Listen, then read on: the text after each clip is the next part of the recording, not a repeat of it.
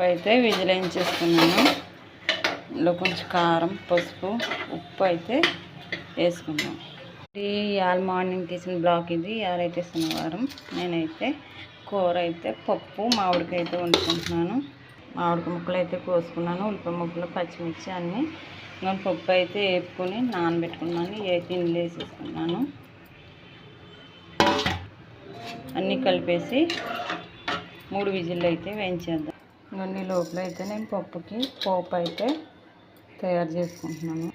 ఆవాలు, కొంచెం మెంతులు కూడా వేసుకుంటాను. టేస్ట్ అయితే వస్తాయి. పప్పు విజిల్ అయ్యేప్పటికి నేనైతే కరివేపాకు ఇప్పుడే ఫ్రెష్గా తెప్పించాను.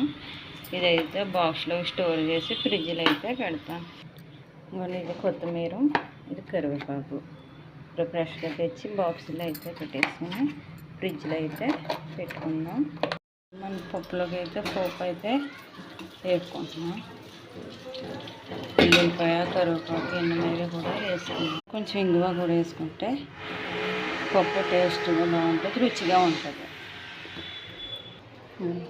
పప్పు అయితే తాలింపు వేసుకున్నాను. నా వంట అయితే అయిపోయింది. ఈరోజు మీ ఏం కూరలో కామెంట్ బాక్స్లో కామెంట్ చేయండి. వీడియో నచ్చితే ఒక లైక్ చేసి సబ్స్క్రైబ్ చేసుకోండి ప్లీజ్.